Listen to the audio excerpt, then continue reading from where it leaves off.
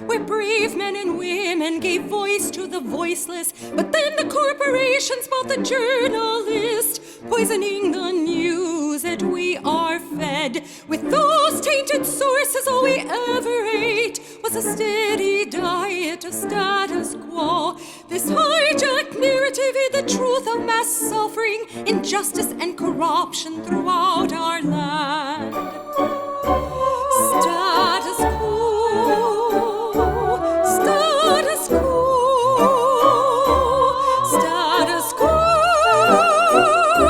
status quo. To expose this shift to oligarchy came a band of honest journalists. They left the studio and hit the streets to give the microphone back to the people. From sea to sea, the people were empowered to share their truth. Their voices no longer stifled, reclaimed their power. Join the media revolution now.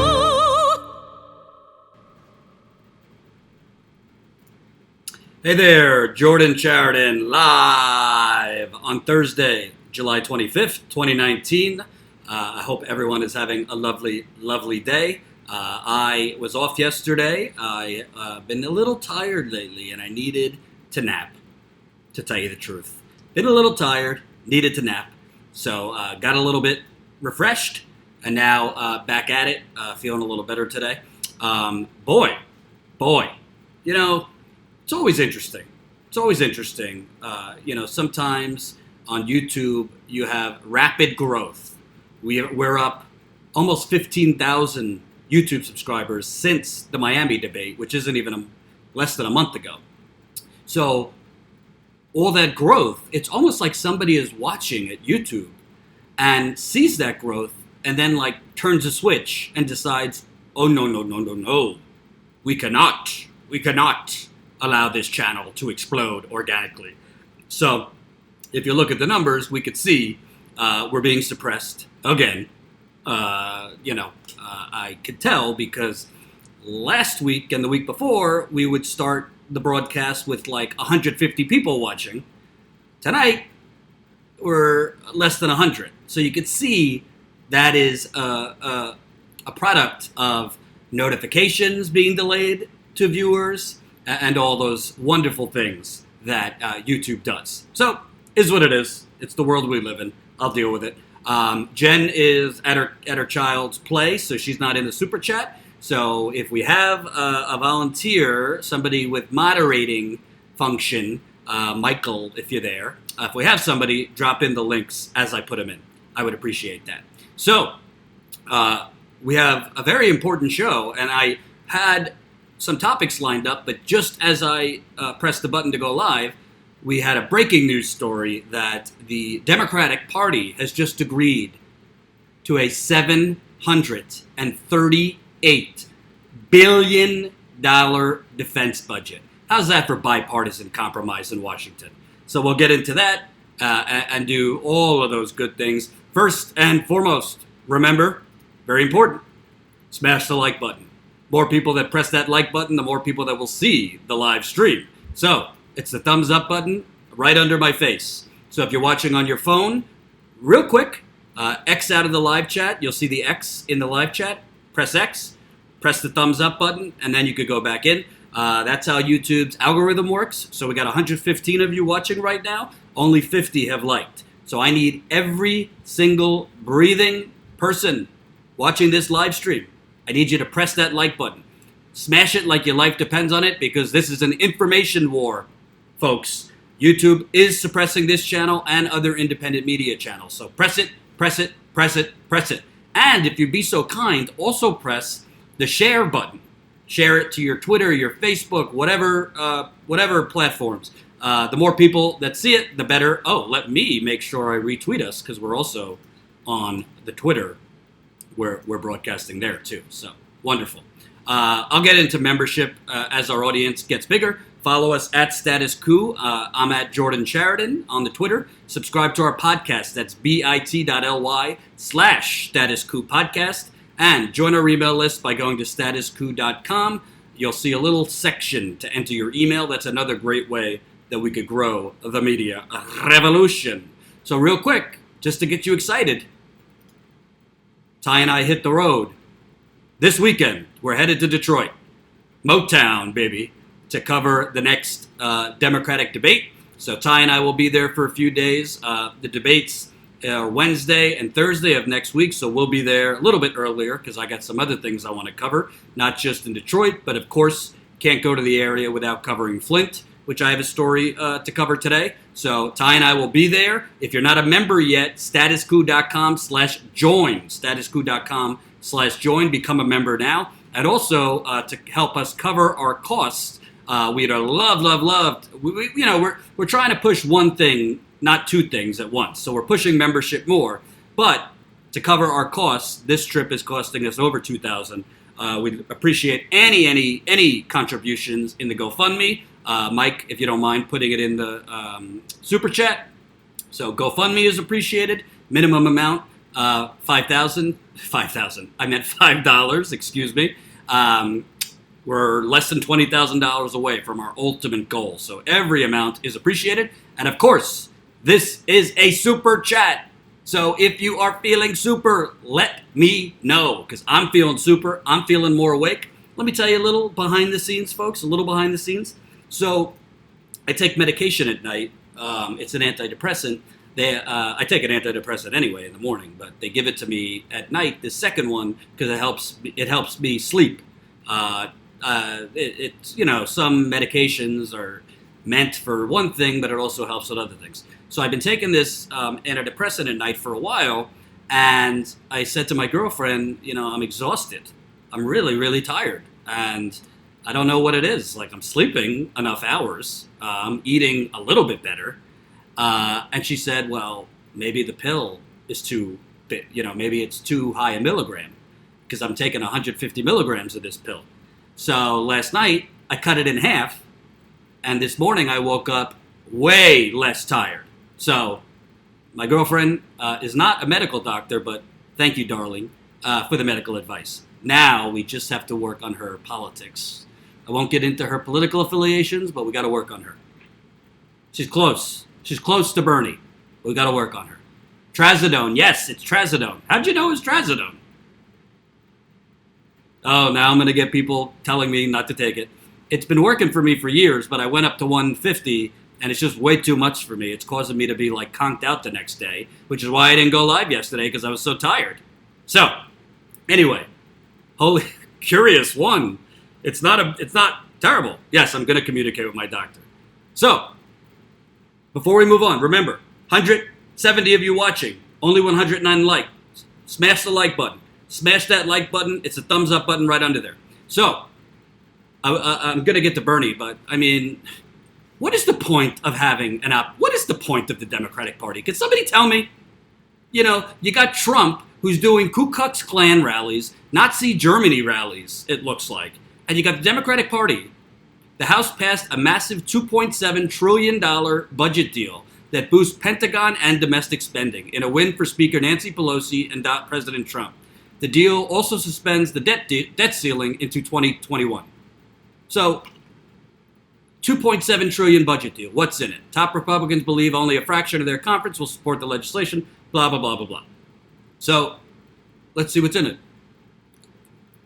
On the Democratic side, Pelosi is personally lobbying her members to support the agreement, and she predicted it would pass. We're going to have a majority for this bill. Progressives concerned about inflating the Pentagon's budget are expected to rally around Pelosi. Their backing comes after a revolt earlier this year when they rejected spending levels crafted by the House Budget Chairman John Yarmuth. The two-year, $2.7 trillion package, now earning half-hearted endorsements from progressives, includes $5 billion more for the military in fiscal 2020, funding that what House Democrats like Yarmuth wanted to provide earlier this year, in addition to $15 billion less for domestic programs. Under the deal, defense programs would see a 3% hike in fiscal 2020, topping off at $738 billion. That's $738 billion. Domestic programs would increase 4% over current levels to a total of $632 billion. which includes $2.5 billion for the 2020 census. Ugh. The agreement includes about $77 billion in offsets, which is far less than the $150 billion sought by the Trump administration. So basically, Nancy Pelosi and the progressives on the left are agreeing to a $738 billion defense budget. Thank you, Jennifer Arbuckle, getting us started in the Super Chat. $5 in the Super Chat. Where is Rand Paul and his fiscal conservatism when you need him? Yeah, he's only fiscally conservative when it's denying 9/11 heroes their pay. But put aside that, and their health care. So, this is what drives me crazy. You're telling me, okay, we got a 4% increase in domestic spending, which some of it is going to the census, so take that out. I don't even know what Nancy Pelosi and the Democrats are getting Trump to agree to and where to put that domestic spending. But putting that aside, $738 billion. It was $715 billion, which was already immoral and absurd and emblematic of not a country but an empire. And now you move it up to $738 billion? Well, I don't know. Call me radical. And by the way, I do believe in modern monetary theory. I'm trying to get an interview with Steve Grumbine. We just haven't been able to find a time. So putting aside the fact that we have more money, we have all the money in the world to pay for all these things. The government prints money, particularly for war. But you have people like Elizabeth Warren that voted for the $715 billion defense budget last year. Well, how is it, if you're Elizabeth Warren or any progressive candidate, are you going to get your domestic programs that you are, I have a plan through, if you are spending $738 billion? $738 billion on the military. How are you supposed to find the money if 65%, I think it is, of our budget goes to the military? Kelly Elaine, 800 military bases? Try 1,000. Watch the documentary Standing Army. It's insane how many bases we have around the world. Viva Puerto Rico, yes. And to increase this insane military budget, what did Nancy Pelosi get? She got where is this? 4% increase over current levels to $632 billion. $632 billion for what America needs, $632 billion, versus $738 billion for what we don't need. That is the defense budget. And you wonder why almost half the country cannot afford a $400 emergency. You wonder why homelessness is exploding in this country. You wonder why the majority of Americans are living paycheck to paycheck. You wonder why African Americans and brown people and indigenous people and poor white people are being driven out of their cities. I don't even call it gentrification anymore. I call it economic terrorism. But we got to give more money to the military. We got to buy more jet fighters that we don't need. We got to buy more planes that we don't need. More Navy ships that we don't need. More. Maybe America could get away with, I don't know, $250, $300 billion military budget, which would still be more than majority of the other countries. As Mike Gravel constantly says, who's going to attack America? Obviously, you have terrorist groups and this and that. You think China's really going to attack America? You think North Korea is going to really attack America? They'll be wiped off the earth.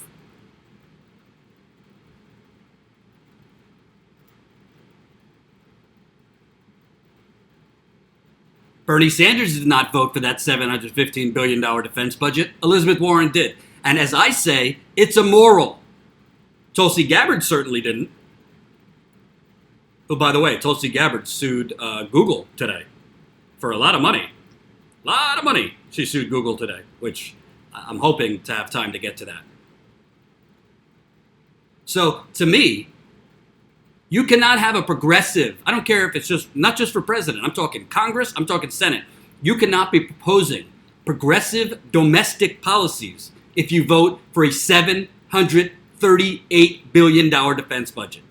You cannot be a serious progressive if you vote for a defense budget that is more than domestic spending. And for those of you incrementalists out there, for those of you who say, Jordan, well, what do you want him to do? The Republicans have the Senate and the Republicans have the White House. The Democrats were voting for these insane military budgets that were more than the domestic budget when they had the White House, the House, and the Senate.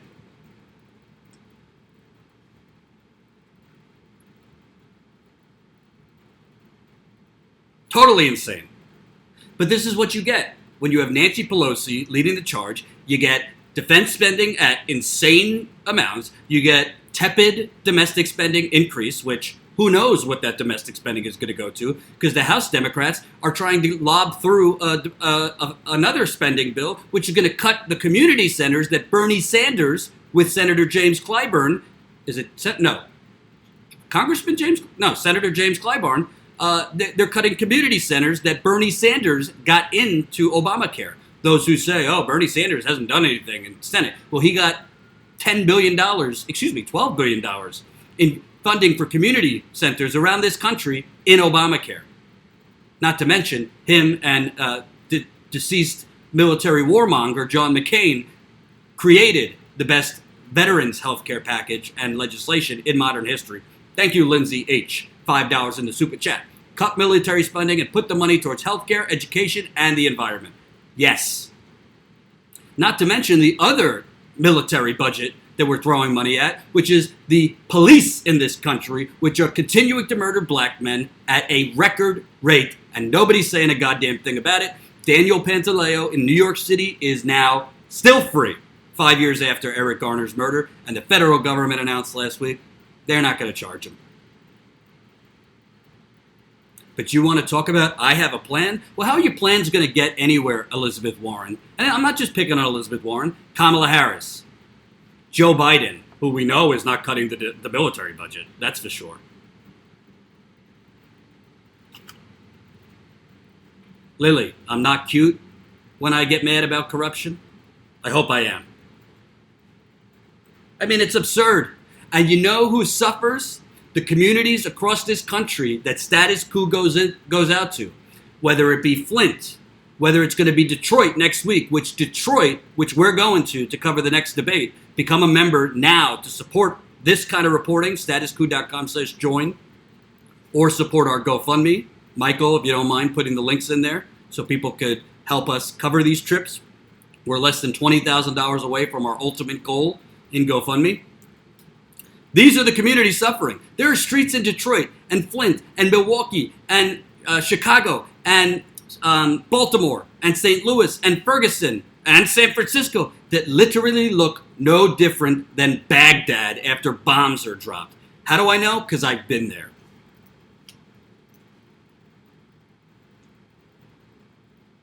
Joe Biden wants to, we have to recapture the soul of America. What soul would that be? Police terrorism, economic terrorism perpetrated against the people, the military-industrial complex run amok. Is that the soul? Because I don't like the soul right now. It's gotten a lot worse under President Trump, no doubt. He has emboldened closet racists to just come out of the closet. And it's scary what's going on at these rallies. We need to defeat Trump. I don't want to say, trust me, you look at those rallies, he needs to be defeated. But what is the point of defeating him if you're just going to insert this continued mealy-mouthed, incremental neoliberal bullshit? Oop! Demonetize. Swear jar. Super chat.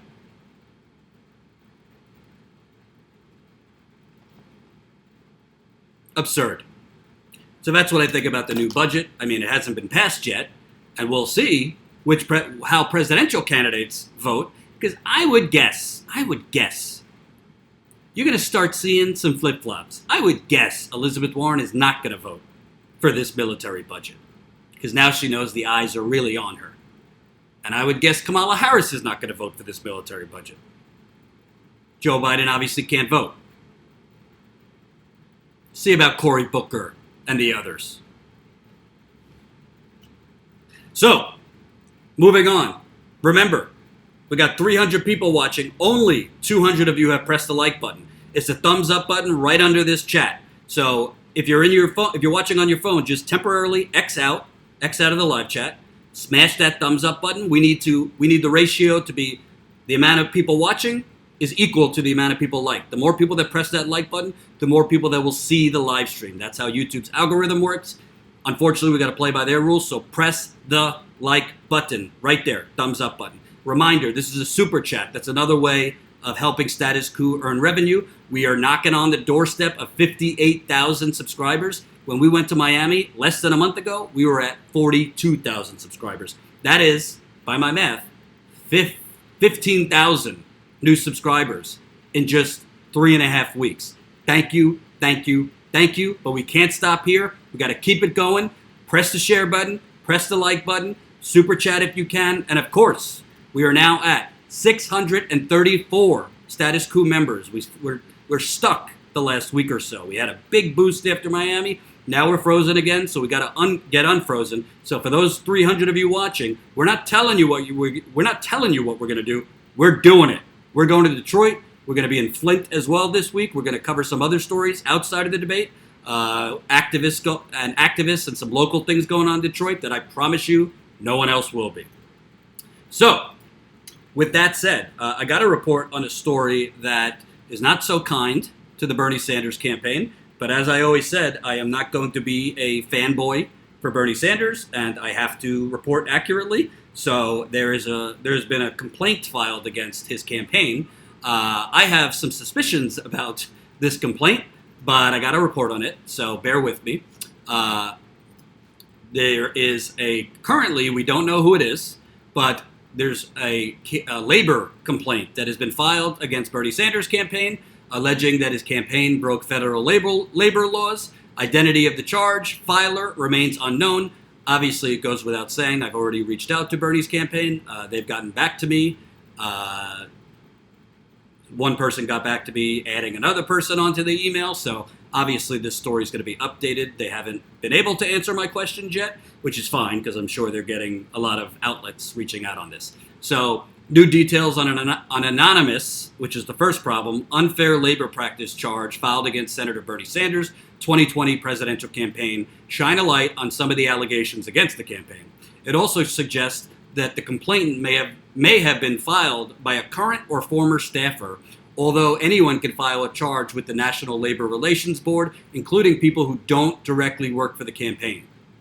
Bloomberg obtained a redacted copy of the charge filed July 19th, so last week, with the NLRB and added to the agency's public docket July 22nd.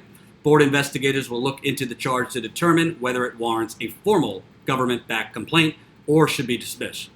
The complainant, who again, we don't know if it's a he, we don't know if it's a she, we don't know if it's a current staffer, we don't know if it's a former staffer. It might not even be somebody who works on the campaign, because again, a labor complaint could be filed by anyone. It doesn't have to be somebody who works for the campaign. Campaign management, quote, retaliated against me when I organized the bargaining unit and sent an email requesting compliance with the collective employment contract, the anonymous person wrote in the charge. The person also said that at least 3 campaign staffers were fired in retaliation for their organizing and union activities, among other allegations. The allegations come shortly after a tense period in the relationship between the Sanders campaign and the union representing its staffers was recently made public. Blah, blah, blah, blah, blah. Sanders campaign representative didn't immediately respond. The senator, in an interview with the Des Moines Registers last week, defended his campaign's treatment of staffers and said he was disappointed the staff had taken their complaints to the media. The unknown filer alleged that the campaign failed to notify us upon hire that we had a collective bargaining agreement and maintained that we were at will. At-will workers generally can be fired at any time and for any reason the employer deems appropriate. The charge alleges that management promised, quote, some employees housing and not others, despite that paid housing and expenses are required under the collective bargaining agreement. The Sanders campaign also broke the terms of its collective bargaining agreement by making staff work additional days and failing to provide days off the charge alleges. Many of the allegations appear to have occurred at least a month prior to the recent compromise reached between the campaign workers and management that reduced the hours worked. The timing of other allegations was redacted. So, basically, and remember, this is, at the moment, we do not know who filed the complaint. I don't even know if Bernie Sanders' campaign knows who filed the complaint. I don't know how that works. It might just go to the Labor Relations Board and possibly the union, because you would think if it's a unionized worker who filed the complaint, they are the ones, the union would know who it is. I don't have any intel. I spoke with one person who's not on the campaign, but kind of knows what's going on. Said that this person knows who the person is that filed it. The person I spoke to said, for the most part, they think it's bullshit. But what can I can't really report anything because I haven't heard back from the campaign. B, I don't know who it is. And C, I would honestly say this if it was the Warren campaign, the Harris campaign, whoever's campaign, somebody can make a complaint and it's their interpretation of what happened, but it's not actually what happened. You know what I mean? I've worked in workplaces before where you have somebody who's just like a pain in the ass employee, pain in the ass, doesn't stop complaining, constantly has issues, doesn't realize that, sometimes you're going to have to work 40 hours a day. It's the news business. Sometimes, things are not going to be, rainbows and sunshine. So it could be somebody with a not legitimate complaint. It could be somebody with a legitimate complaint. These things also work on the local level. So it could have been somebody who was dealing with a manager who was doing the wrong thing on the local level. Let's say in Iowa, the campaign has local offices and local staff all over the country. Iowa, New Hampshire, South Carolina, California, Nevada, other states. So we don't know.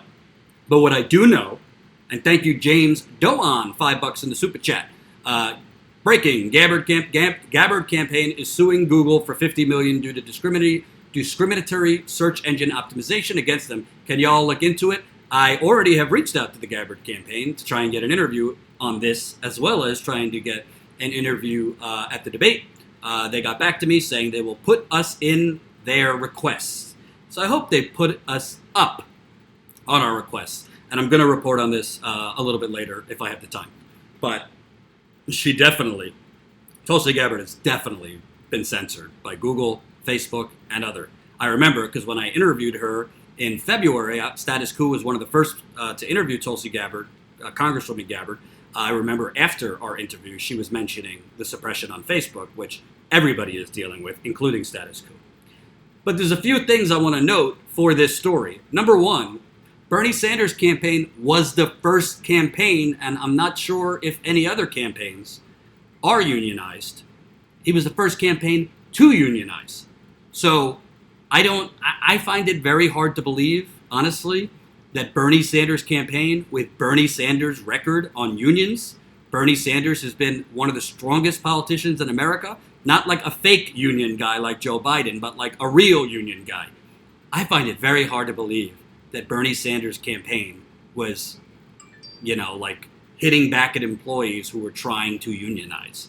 I really, really find that hard to believe. I'm not saying this as somebody who supports Bernie. I'm saying it as somebody who looks at his record. This is someone who, in his bones, believes in collective bargaining. He would have to be one of the best actors in American history to pretend to be such a strong labor person and basically have his campaign trying to stop people from negotiating. So that's number one. Number two, as far as it's saying in the contract, at will, when you're unionized, I have worked at a company. I worked at a nonprofit a few years ago that was a union job, but still in my offer letter, it said at will. So we were represented by a union, but it still said at will. What at will employment, and correct me if I'm wrong if you know labor law, at will means the company could fire you or you could quit. It's not a binding contract.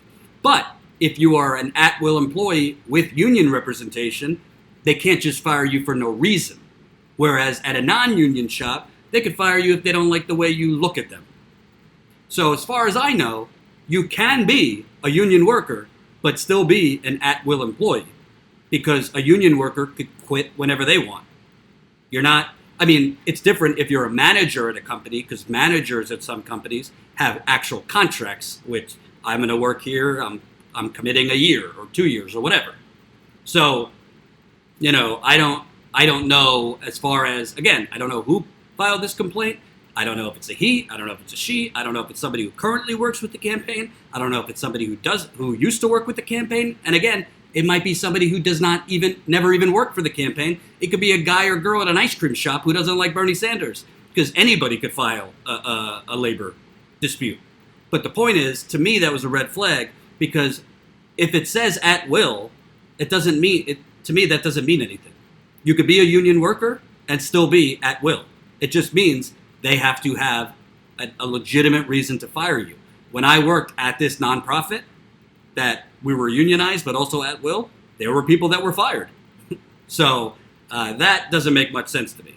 Thirdly, to me, I got to be honest with you, and I'm about as pro-union as you get. I believe you should be paid overtime. I believe in workers' rights. But some of these people are big fucking babies. Some of these people, and I'd say this on Bernie's campaign or at other campaigns, what presidential campaign do you know of that is like 9 to 5? If you believe in the candidate, whether it's Bernie Sanders, Elizabeth Warren, Harris, Biden, whatever, yes, you should be paid. Bernie Sanders is paying $15 an hour. Bernie Sanders is paying out some of the best healthcare costs, which MSNBC has knocked him for. Oh, you know, he says it's the best healthcare plan. Oh, but it's a private plan, so isn't he hypocritical? Well, what do you want him to offer? Medicare for All doesn't exist now. So they're offering the best plan they could find on the private market. But the point is, like, okay, these people were upset that they had to work some extra days, or these people are upset that they have to work extra hours. Like, what did you expect working on a presidential campaign? Like, it's not a 9 to 5. There's rallies, there's phone banking, there's volunteering. Now, that doesn't mean you shouldn't be paid for the extra hours you're working. Nobody's working extra hours for free. And because it's a unionized campaign, one of the only unionized campaigns, the union, the workers who felt they were working extra hours but not getting the $15 minimum wage was able to collectively bargain with the Sanders campaign, and now it has been rectified. You see how that works? But it's only possible because Bernie Sanders gave the go-ahead for them to unionize, because he truly believes it. So, I find it hard to believe that Bernie Sanders' campaign was fighting workers who were trying to unionize. That just doesn't make sense, because they unionized very early on in the campaign. And by the way, you know, the media is going to run with this because they'll do anything to attack Bernie Sanders. Elizabeth Warren's campaign has unpaid internships masked as fellowships. I mean, Google it. Elizabeth Warren and Joe Biden's campaign are offering fellowships. And those fellows do the same exact things as paid interns, but they don't get paid, or they get school credit. So what about that? Amy Klobuchar and John Delaney, who the only person in America that is supporting John Delaney is his wife or his mother. They are literally delaying payments to their workers so that they could artificially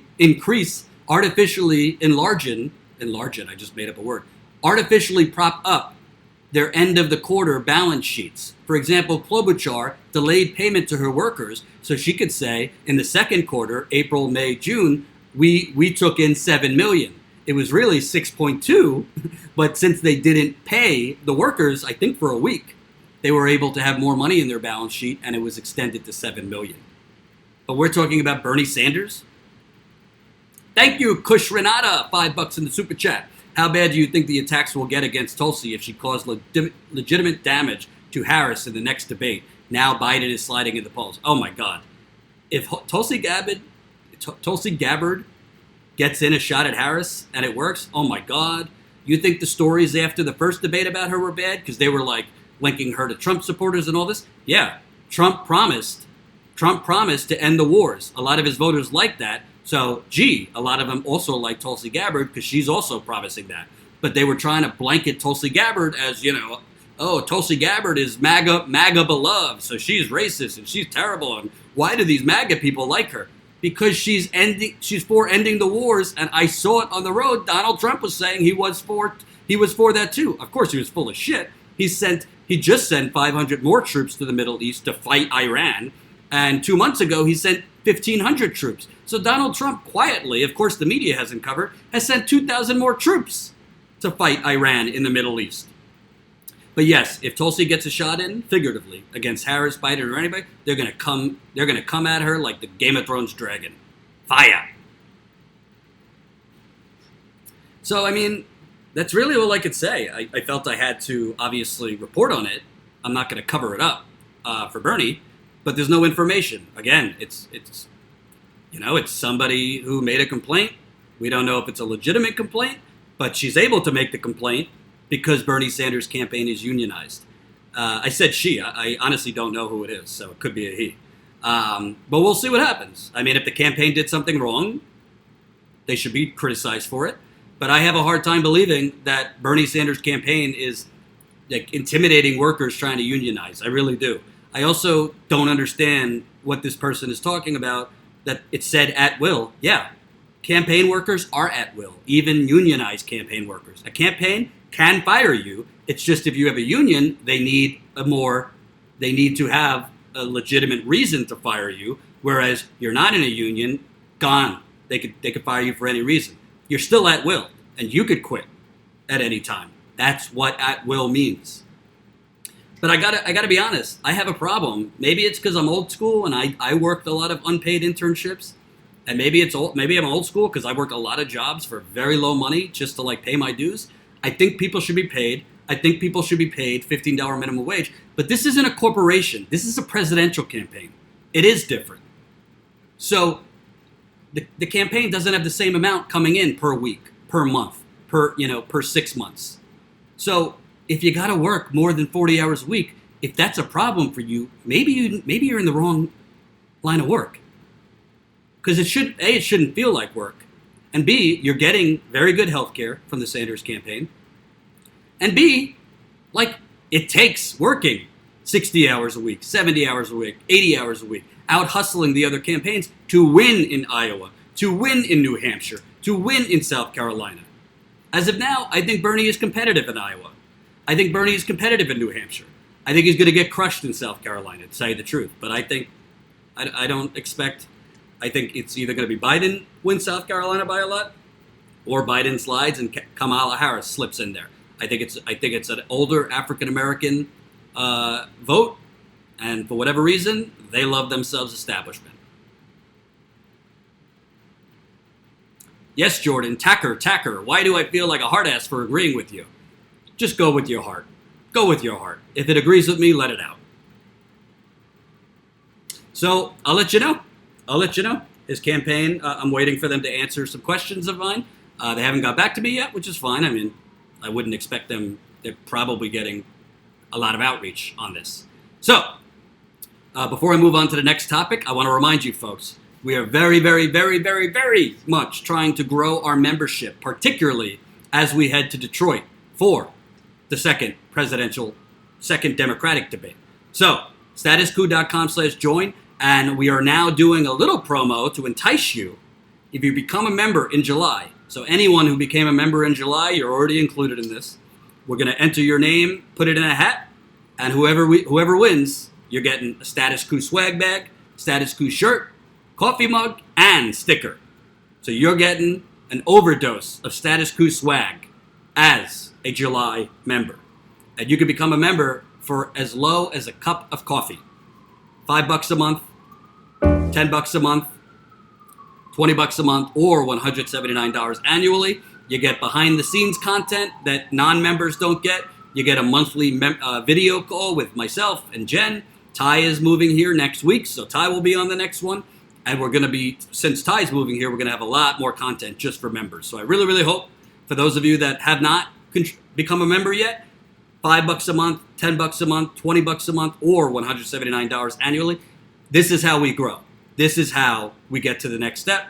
This is how we're able to get out not just to the debates, but the entire campaign. Membership is how we grow, and it's also how we avoid being just going for clickbait nonsense. Because if you're growing on a membership basis, consistent revenue coming in every month, you don't have to worry about clicks. You don't have to worry about doing substanceless drivel to get clicks on YouTube or wherever else. That's not how we fly.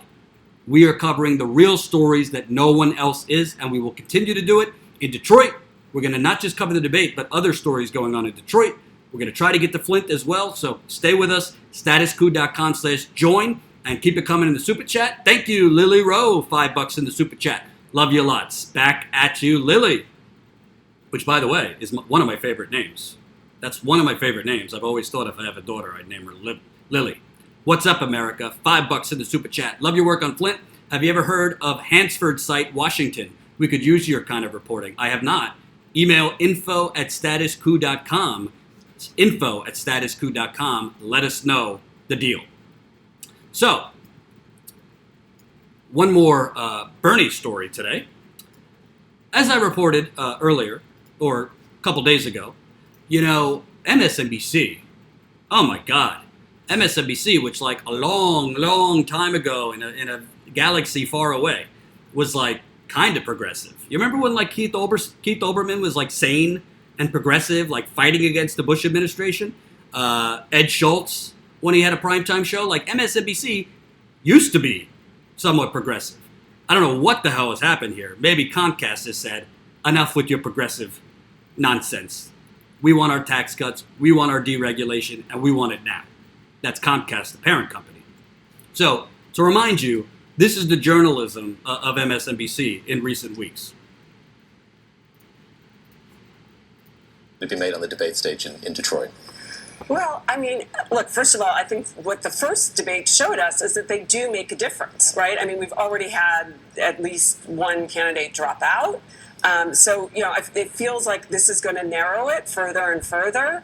I think, having Bernie Sanders and Elizabeth Warren next to each other will really highlight, because for me, as, again, I'm not the political analyst here, but just as a woman, probably considered a somewhat moderate Democrat, Bernie Sanders makes my skin crawl, and I can't even identify for you what exactly it is, but I see him as sort of a not pro-woman candidate.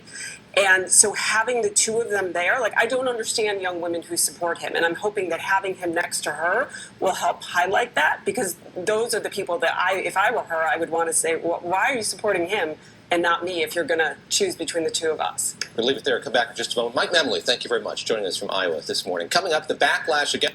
So, I missed this when I first reported on it. That idiot, Mimi Roca, she lives in Scarsdale, which is one of the wealthiest counties in America. Okay? She also worked for the federal government as a prosecutor when the federal government could have charged big bankers who brought down the financial system, the global financial system. Her and her allies did nothing. I'm not a woman. I don't have those parts. But I could venture to think that maybe women want to vote for Bernie Sanders, he's been fighting for their abortion rights since the 1970s. Maybe women want to vote for Bernie Sanders because he's been fighting to close the pay gap pretty much since he's been in office, when no one was talking about it. Maybe women like Bernie Sanders because women have health care needs that they can't afford, and especially preventive means like mammograms and things like that. He is so anti-women. Oh my God, what a piece of shit that woman is. Sorry. And what was even more infuriating, she's saying this ridiculousness, which the anchor does not challenge her on, and Zelina Maxwell, who tweets deranged things about Bernie Sanders constantly without facts. I don't mind if you criticize Bernie Sanders or anyone. Do you have any facts to support what you're saying? Oh, he makes my skin crawl. Why? Well, I don't know. Then go to a dermatologist. So, but Zelina Maxwell's like, yeah, makes my skin crawl too. Makes my skin crawl too. Thank you, Robert Cordova, $5 super chat. So what do you think about Kamala Harris trying to pass a bill that would federally make marijuana legal? I think Kamala Harris is trying to flip-flop like Mitt Romney and Hillary Clinton. Yeah, well, it's great that you want to make it legal now. You didn't want to make it legal when you had some power in California. When you were the Attorney General of California, you didn't want to make it legal. So, too little, too late, if you ask me. And I don't want to hear, oh, people evolve. Yeah, a lot of politicians conveniently evolve when they're running for president. You ever notice that? A lot of politicians conveniently evolve on issues when they're running for president. One person has been right on these issues basically for 30 years. And I guarantee you, Elizabeth Warren, if you came to this late, the Democrats just agreed to a $738 billion defense budget. Guarantee you she's going to vote against it. Guarantee you she's going to vote against it. When last year she voted for a $715 billion defense budget. I missed a super chat, you say? Kushrita, $5. Kushrinata, $5 in the super chat. Does Epstein make it out of jail alive if he actually spills the beans on his associates, or does he have another accident? Jen did a great video on this earlier. If you don't know, Jeffrey Epstein, who allegedly, I think there's a lot of evidence that he did it, was a mastermind behind a horrific child sex trafficking ring. He basically, in his cell, was found to be unconscious. They didn't know if he tried to kill himself. They didn't know if he was attacked. I'm not going to speculate. I know there's a lot of conspiracy theories going around the internet that it might have been some powerful people outside of the jail, you know, paying for a bit of a, what do they call it? A hit? There's no information to support that, so I'm not going to speculate, but we do know that's a theory. We do know that's a theory. Do I think he's going to make it out of jail alive? I do. I do think he's going to make it out of jail alive. Do you think the oligarchy is that obvious? You think they're going to off him in jail? I guess maybe, because, I mean, Ronald Reagan never went to jail. Oliver North never went to jail. Dick Cheney never went to jail. George W. Bush never went to jail. Hillary Clinton never went to jail. W. Wasserman Schultz never went to jail. George Zimmerman never went to jail. Daniel Pantaleo never went to jail. Henry Kissinger never went to jail. So maybe they could just off him into jail and nobody would be held accountable for it. I really don't know the answer. I wish I had an answer, but we'll stay on it. And Jen did a great video because it came out. The Daily Beast broke this story. Jeffrey Epstein was quite the frequent visitor to Bill Clinton's White House. Isn't that interesting? Isn't that interesting? So we've seen videos of him partying with the current president with all these women around. And now we have information that he was going to sleep in the White House, or I don't know if he slept there, but visit President Bill Clinton, who, by the way, was on his private jet, as far as we know, more than 4 times, which is what MSNBC reported. Interesting. Thank you, August V, $2.99 in the super chat. So let's take a look at another clip from MSNBC, which is just mind-boggling to me. Look at this. This is from, I think, 2 weeks ago. Let me ask you about this, because there's this new poll from CNN of New Hampshire showing New England showing Senator Elizabeth Warren ahead of your candidate, ahead of Bernie Sanders. He's also behind Senator Warren when it comes to money raised. Ahead of your candidate. Are you looking at the screen, folks? They're tied in this poll. Later polls have shown Bernie Sanders ahead of Elizabeth Warren in New Hampshire and very close to Biden. This anchor, literally, with a straight face, the graphic is on the screen, says, You have to pay for it. Let me ask you about this, because there's this new poll from CNN of New Hampshire showing New England showing Senator Elizabeth Warren ahead of your candidate, ahead of Bernie Sanders. He's also behind Senator Warren when it comes to money raised. Is she owning your lane? No. So our lane is not the same as Elizabeth Warren's lane, and I think Fairly similar. Is that not fair? no, it's actually it's not. When you look down at the race, I think if you look at the race, Bernie Sanders' base is much more diverse, is much more working class. He's still winning overwhelmingly with young people. So I do not know. The base is not the same. You're not worried when you see this poll showing in a place where Senator Sanders did very well in 2016 and now he's not? That concerns you not at all? Well, look, we have the long game in mind. The important date is the election. A lot of So, polls up. I'm sorry. I like Jeff Weaver. But possibly, can you correct her?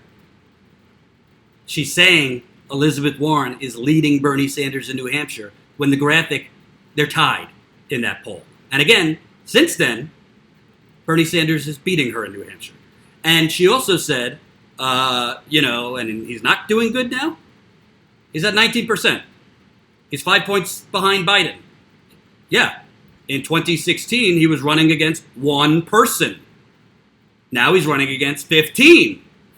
So is he really not doing good? Or is he just have more competitors? He's still, in that poll, only 5% back. But the point is, the MSNBC anchor, she has the poll right in front of her. I used to work in corporate media. She's got the poll in front of her. They're tied. She says, Elizabeth Warren is leading Bernie Sanders. Like, this is Fox News level lying. This isn't subtle lying. And I'm not saying this to knock Elizabeth Warren. She did well in that poll. But they were tied. So I set this all up for you because it looks like a war is being declared. Thank you, Robert Cordova, $5 in the super chat. I don't believe her either. One West Bank, all I gotta say. That's true. She did not prosecute Steve Mnuchin when she could have. Cool Blue, 71, $5 in the super chat. If you're part of a club, the club, a member in good standing, you get rewarded in U.S. politics with failing upwards. Oh, that is so true. So true. I remember, for the 370 of you watching, this is a super chat, and we also have our GoFundMe going. So if you want to support us as we head to Detroit, feel free to leave a contribution in super chat or GoFundMe. Either way, we appreciate it. YouTube, because they're crooks, takes 30% of super chats, but if that's easier for you, leave it there or leave it in the GoFundMe. We are now at $65,242. Thank you, Angela, $10 in the GoFundMe. That's the only donation today. Thank you, Angela. So, I set all this up for you because there's a story that, tensions are erupting between MSNBC and Bernie Sanders' campaign. Good. Bernie Sanders' campaign should be on the offense against. I mean, this is propaganda right now that MSNBC is doing. Complete and utter propaganda. And welcome to the Media Revolution. We just got a new member. Welcome, I don't even know if this is a real name. Funky Monkey Jedi. Funky Monkey Jedi. Welcome to Status Quo. We are now at 635 Status Quo members. Can we get to 640 before the end of this live stream? Statusquo.com/join. Welcome to the party, Funky Monkey. Now, I'll read some of this to you because there's some pretty important things in here. Senator Bernie Sanders and MSNBC have, let me put it in the super chat if you want to read along this story. So, Senator Bernie Sanders and MSNBC have always had a complicated relationship, blah, blah, blah, blah, blah. But officials in Sanders' campaign contend that leading up to the 2020 election, the network is one of several cable news outlets directly contributing to a media climate where false claims go unchecked and requests for progressive voices on air are frequently turned down. More often than not, these commentators are injecting their opinion without any policy discussion.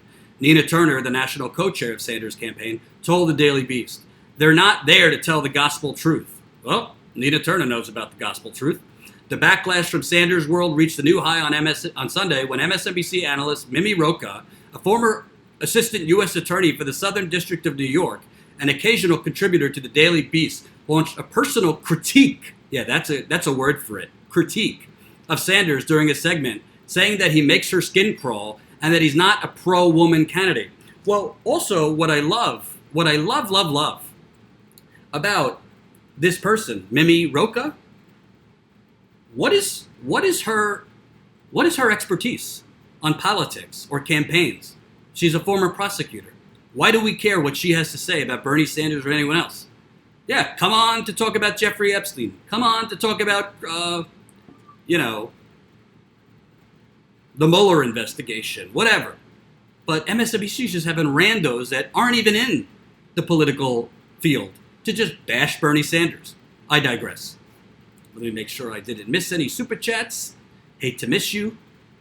Okay, so Bernie Sanders makes my skin crawl, which I already showed you. Rocha's comments, which multiple campaign officials contend went too far, were part of a larger issue they see brewing, where the fact-checking process appears to be largely removed from the day-to-day political discourse among some commentators and hosts. Quote, "It takes a certain kind of woman to ignore that education, healthcare, and the economy are women's issues too. Hashtag privileged much? This is not what intersectional feminism looks like. It's corporate feminism at its finest. Full stop." Sanders' National Press Secretary Brianna Joy Gray wrote on Twitter. And when she says corporate feminism, she means it, because this woman is from Scarsdale, which is one of the wealthiest areas in the United Corporations of America. Oh, she's from Scarsdale. Oh, Bernie Sanders makes my skin crawl, and I use very, very, very expensive lotion on my skin. Ugh.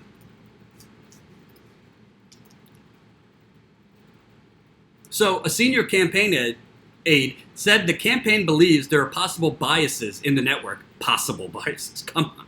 But instead of shunning MSNBC, they've been aggressive in getting their people booked. Sanders has been on the network at least 9 times this cycle, granting multiple interviews to Chris Hayes, Ali Velshi, and Stephanie Rule, as well as Al Sharpton. He has done at least the same amount of appearances on the network as he did in the first 6 months of the 2016 election. Still, a separate campaign official said there's only a small handful of guests closely aligned with Sanders who regularly appear on the network. And that while they're hopeful more will be added as the field narrows, their suggestions thus far have been largely turned down. So let me expand on this. MSNBC constantly has former Hillary Clinton campaign people on to analyze Bernie Sanders.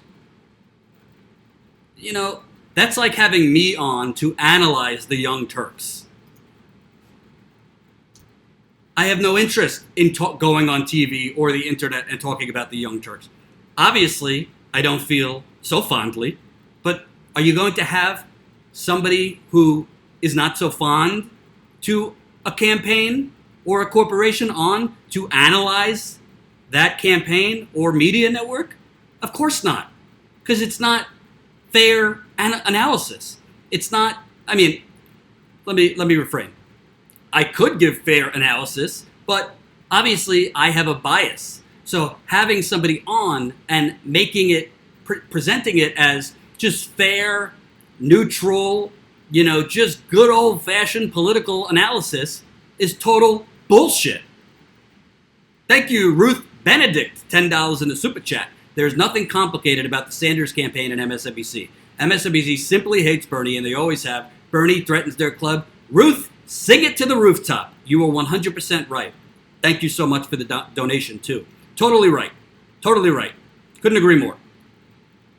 So why do they keep having Philip Raines on, who used to be Hillary Clinton's, bag man, to analyze Bernie Sanders? Why do they keep having on, what's this woman with MoveOn.org? Jess McIntosh, who was Hillary Clinton's former communications director, constantly on to talk Bernie Sanders. Why don't they have Cornel West on? Why don't they have Nina Turner on? Why don't they have campaign aides from Bernie Sanders' campaign? Why don't they have Susan Sarandon on? Why don't they have Danny Glover on? Why don't they have Josh Fox on? And Josh Fox, who obviously has done great work on fracking and climate change and has great documentaries, he used to be booked on MSNBC, and then he went on with Susan Sarandon and basically told Chris Hayes, why don't you stop being such a putz? Where were you at Standing Rock? Where are you on these important issues? Why don't you stop, instead of trying to get Susan Sarandon to apologize for Donald Trump getting elected, why don't you actually go out and cover real news? Just maybe. So, It's just unbelievable to me. They continually have Hillary Clinton campaign people on to give analysis of Bernie Sanders. And when the Sanders campaign suggests maybe you should have this person on, not alone, but as a counterweight. Oh, MSNBC says, oh yeah, we'll add that to our list. Peter Griffin says, I was going to say, why don't they have strong progressive journalists like Jordan on? Peter, can you imagine if I went on MSNBC? That would be one hell of a kamikaze mission. And I've also thought, what if I get booked on CNN or MSNBC? There's only two options. One, you go in figuratively, guns a-blazing, not literally, and say, screw it, I don't care if I get invited back, and you just tell the truth. Or you go in kind of like medium level, medium level, you give them a few sharp punches, but you're nice enough that you might get invited back. I think I'd go in kamikaze style. What's the point of getting invited back? Do it right the first time and let it go viral, hopefully. I mean, it's just absurd what MSNBC has become. And I don't want to say it's exactly like Fox News, because Fox News is way, way more Islamophobic. Fox News is way, way more racist. Fox News is way, way worse with, stretching the truth. But this is not, this is getting into Fox News territory because they routinely just misstate facts on air. They don't correct it. There's a clear bias for Joe Biden and Kamala Harris. They're even propping up Elizabeth Warren. Anybody but Bernie. Anyone but Bernie.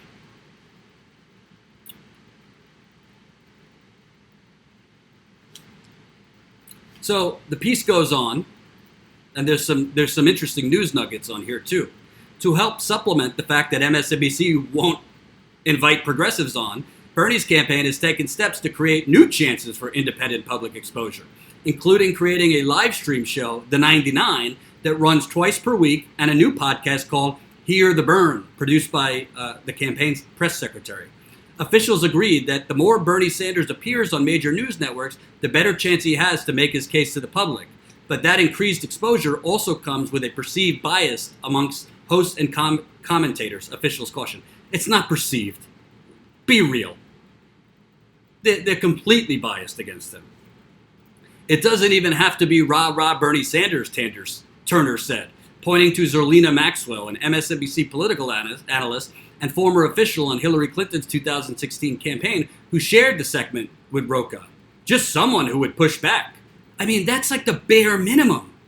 Like, if you're going to have these people on bashing Bernie Sanders, if the anchor's not going to push back and ask for any facts, could you at least have a living, breathing progressive on?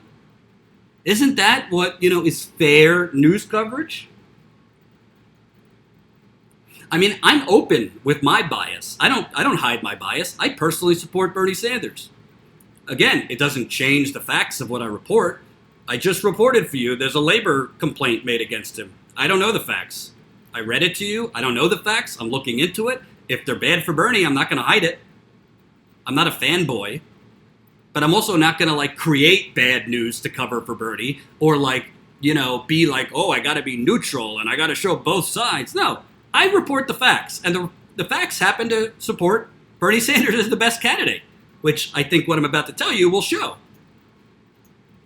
After the segment aired, Turner personally asked women to share stories detailing why they support Sanders, saying that while she wasn't surprised in the volume of responses she received, the depth of the personal accounts women chose to divulge connected to Sanders' policy platform was compelling. That, quote, their voices matter just as much as Mimi's, Turner said. They may not have a platform on MSNBC, but their voices matter. A spokesperson from MSNBC seemed to dismiss the campaign's claims without mentioning Sanders by name. Quote, a presidential campaign complaining about tough questions and commentary speaks for itself, the spokesperson said. Our anchors and analysis are doing their jobs, discussing day-to-day developments that have an impact out of the race. All right, that's total bullshit. Bernie Sanders' campaign is not complaining about tough questions. Bernie Sanders' campaign is not complaining about commentary. That's not commentary. When you say a candidate makes my skin crawl, I just can't tell you why. That's not commentary. Commentary is offering your opinion based on a set of facts or principles. Saying, this guy makes my skin crawl, this guy is so, I don't know, he's not pro-women, that ain't commentary. That's political attacks on a network masquerading as news. Donald Smead, $5 in the super chat. How dare you support Bernie and attack MSNBC? The big banks, tech giants need protecting. Couldn't agree more. Artificial Morphison, $5 in the super chat. Just heard Tulsi is suing Google for blacking her out on the night of the last debate, pushing Warren ads and pushing negative articles on Tulsi. Yeah, I mentioned that earlier. I'm going to cover that in a bit. So, yep, I'm on it. Code Blue 71, $5 in the super chat. Zelina Maxwell is connected with David Brock. His share Blue Media reached a contract in 2017 with SiriusXM. Its left station is now a joke. I agree. So, thank you for the super chat. Keep the super chats coming and keep signing up as a member. We are now at 635 members. Welcome to the media revolution. We just got a new member, Lillian Rodarte. So we're now at 635 Status Coup members. Can we get to 640 by the end of this live stream? statuscoup.com/join. Unless you want to leave it to CNN. If you want to leave the campaign coverage to CNN, that's fine. I'll go home. I'll, put my feet up, ice my back, and we won't do it. CNN could do it. You'll get the best coverage, obviously, from CNN, MSNBC, New York Times, Washington Post. But Ty and I are hitting the road this Sunday. We're going to Detroit. We're going to cover not just the debates, but some local stories of Detroit. Of course, we cannot go there without covering Flint. So we're going to be covering the Flint water crisis, which is still a crisis. So support Status Coup. There's a lot of independent outlets out there asking you to become members and subscribers, and we're going to give you X, Y, and Z. What do they end up giving you? Trump 24/7, Russia 24/7, Stormy Daniels 24/7, BS 24/7. We are giving the microphone back to the people. Statuscoup.com/join. I know the almost 400 of you watching right now. I know out of those almost 400 watching right now, there's a lot of you who are not members yet. Obviously, if you're living paycheck to paycheck, if you can't afford it, we get it. Do not become a member. You could like, share, super chat, whatever. But if you have $5 a month, $5 a month. If you have $10 a month, $10 a month. I guarantee you there's things you're spending $5 on a month or $10 a month or $179 annually that Status Coup, you will get way more bang for your buck. And we are growing the right way. I'd rather beg you to fund us than ever take a meeting with big finance, than ever take a meeting with big oil, than ever take a meeting with big pharma, than ever take a meeting with Silicon Valley, than ever take a meeting with big real estate developers. Not happening, not doing it, Thank you, Upper Ratmos, $5 in the super chat. Do you think Epstein's a Mossad operation? No, I don't. But that's one of the best conspiracy theories I've heard of the day. So, it gets better, though. It gets better. So, MSNBC's arrogant response, oh, we're just doing commentary. No, you're not. You're doing hit jobs. But Sanders' campaign argues the incident was not isolated. Quote, there's no effort to push for fact-based analysis, one campaign official told the Daily Beast. Cable news allows that sort of spin to exist in the world in a way that doesn't get checked. The official said that when contributors on the network engage in more robust policy discussions, including shortly after Sanders gave a speech on Medicare for All, the campaign reached out to the network to push for several fact-based corrections, a standard practice among presidential campaigns. Quote, it's a full-time job, the official said of the back-and-forth dialogue with the network. So you reach out to a network to correct factually incorrect information. The network doesn't. Does that sound like a news network or a propaganda campaign? For all the campaign's gripes with the left-leaning news network, it's not a left-leaning news network anymore. It's a friggin' establishment pro-corporate news network. I mean, they've basically rehabilitated every right-wing warmonger on the planet Nicole Wallace has a show. She was Bush's communications director. Bill Kristol practically sleeps in the green room, who helped cheerlead us into Iraq. David Frum is on MSNBC constantly left-leaning. Get the fuck out of here. For all the campaign, this is important. For all the campaign's gripes with the left-leaning news network, there's early indication that his message is going over better with an ideologically opposite cable news network.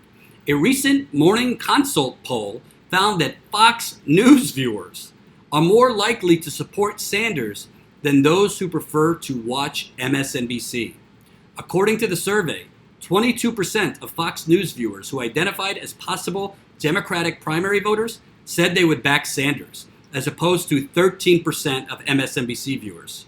The statistic was bolstered further by Sanders' ratings during his own town hall appearance on Fox News, where more than 2.5 million viewers turned in to hear Sanders make the case. That is a super, super, super important statistic. Thank you, Peter D. $5 in the super chat. Looks like Tulsi is taking her aim at Kamala for the next debate. If successful, she would help both herself and Bernie. Yes, but I also wonder, some of the comments she's made defending Joe Biden are kind of questionable to me. I don't really understand it. It seems like she's hedging her bets a little bit. She's trying to defend Biden while also trying to maybe prop up Bernie. I don't know. Notary S, $9.99 in the super chat. Thanks for standing up for us on here and on Twitter. Always, always, Notary S. It is my job, so you don't have to deal with these pigs. So, let me get this straight. The Democratic Party, right? The Democratic Party, their main goal is to defeat Donald Trump. And that's my main goal. That's my main goal. We have to get rid of this guy. He's a maniac. And honestly, if you watch these rallies, they are beginning to resemble rallies you saw in Nazi Germany. I was very hesitant for many years under President Trump to compare him to Hitler, to compare him to Nazis or anything like that. But when you start seeing people chanting center back and you see this guy basically inciting it and then playing dumb after the fact, that is right out of the Adolf Hitler playbook. This is what happened in Nazi Germany, where misguided German pride, the reason we're struggling economically is the Jews, and they're trying to change our country, and they're trying to impose on us their heritage and their culture, and it's their fault. And that kind of attitude slips slowly becomes violence. So we have to defeat Donald Trump. So interestingly enough, there's a candidate who would bring out record youth numbers. You need young people to win an election. Is doing pretty damn well among Latinos. Right now he's beating everybody. He's up there with Joe Biden as the top among Latino voters. Hillary Clinton had 5% less Latino voters come out for her in 2016 compared to 2012 for Obama. He's doing fairly well among African-American voters. Not in South Carolina, but elsewhere he's doing well. You need African-American voters. But the person who's going to defeat Donald Trump has to pick away at Donald Trump's base. The person who's going to beat Donald Trump has to get some of those Trump voters. He has to get some of those Obama voters who switched over to Trump to switch back to the Democrat. So with the candidate who's going to win the presidential election against Trump, they have to get those Obama voters that moved over to Trump back. They also need to get some of Trump's voters back. Well, Bernie Sanders has a 22%, almost a quarter of Fox News' audience view Bernie Sanders favorable. This is to go with other polls that show almost Bernie Sanders does best among white, working class, non-college educated. That is Donald Trump's base. So he's doing well. 22% for a Democrat on Fox News is damn good. He's doing well among them. He's doing well among non-college educated, white working class. We could have a debate another time. Well, should we go for the white working class or should we go for the black work? Just go for voters. I don't care if it's white working class. I don't care if it's the black working class. The black working class is the working class. It's all one. They try to separate the white working class with the black working class. The black people are in the working class too. Bernie Sanders does well among the working class of America, and there's a lot of black working class, just like white working class, that don't have college degrees. Other polls also show he's doing fairly well among those with bachelor's degrees. The thing he's not doing well is with postgraduate academic Harvard. Oh, I don't want to miss. We got a couple super chats. Ruth Benedict, $20 in the super chat. Thank you so much, Ruth. Do you have facts about the resolution Tulsi Khanna voted for? The resolution was against the BDS movement and other things. I thought it was bad optics. Nico explained it was non-binding. That doesn't excuse the vote. Tell you the truth, Ruth Benedict, I haven't been feeling great the last few days. I know of the vote. I haven't looked into it. I will cover it, but I don't have the facts. As far as I know, Ro Khanna, Ayanna Pressley, and Tulsi voted against BDS, which I'm against. I am against outlawing BDS. I don't completely agree with BDS, which some of you might not like. I don't completely agree with it, but I'm against outlawing it. Do we live in a free country or do we not? Do we live in freedom of speech or do we not? Can't outlaw the protest movements we don't like. That's what totalitarian dictatorships do. So I think that's a bad vote for Roe. I think it's a bad vote for Tulsi, and I think it's a bad vote for Ayanna Pressley. But I haven't looked close enough into it to give you the best answer. Sorry. Code Blue, Cool Blue 71, $5 in the super chat. The Democratic Party establishment's number one goal is to defeat not Donald Trump, but Bernie Sanders and all who support him. Defeat actual progressives. I am taking off my glasses to tell you the truth. Look at the bags under my eyes. Nancy Pelosi, Chuck Schumer, Tom Perez, Hillary, Bill, Obama, they would all much prefer 4 more years of Trump than 4 minutes of a President Bernie Sanders. Put it in your pipe and smoke it, because that's the truth. They don't want Bernie Sanders because that would very, very quickly end the 30 to 40 year gravy train of neoliberalism. Thanks for the $5. Cole Conley, $5 in the super chat. Thanks for what you do. Thank you for watching, and thank you for the super chat. Appreciate it. Darren Levy, I always get this wrong. I think it's £2. £2. Support you from the UK. Keep up the good work. You know, I got to get to the UK. I've never been to London, and I really, really want to go. There's a great Third Eye Blind song, which is my favorite band. I don't want to go to London. I told you I don't care. I don't want to go to London. But thank you, and I will be in the UK just as soon as I can afford it. Jordan here. I don't know if you know this, but I take the least amount of money of the Status Quo crew. I'm actually the CEO, and so that we could grow, I've been taking very little money. So my personal bank account is kind of falling a little bit. So that's why you should super chat. That's why you should GoFundMe. And that's even more of a reason to become a Status Quo member so Jordan does not go hungry. And I did just refer to myself in the third person, which tells you I'm hungry. Statusquo.com/join. Grow the media revolution 1 member at a time. You could become a member for as cheap as a cup of coffee. So, you know, why? We always tell you here at Status Quo, iceberg right ahead, is because they are putting forth the very candidates who the data tells you will lose to Donald Trump. Short of a major economic recession and a major economic downturn, if the election were held today, Donald Trump would beat every candidate other than Bernie Sanders, in my opinion. Thank you, Jennifer Arbuckle, $2 in the super chat. No, Jimmy Eat World is the best. Oh, it's funny. Jimmy Eat World just opened for Third Eye Blind. I saw them. Ruth Benedict, Jordan, London town is a great city, baby. Had some excellent times there. I'm going to have to check it out. Don't quit journalism to join a band. I'm not.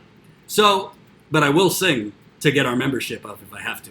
So, basically, this is what happened in 2016. Every single poll, head-to-head, showed Bernie Sanders beating Donald Trump 10 to 15 points. Showed Hillary Clinton winning by like 4 to 5 points. Oh, head in the sand, head in the sand, head in the sand. Hillary.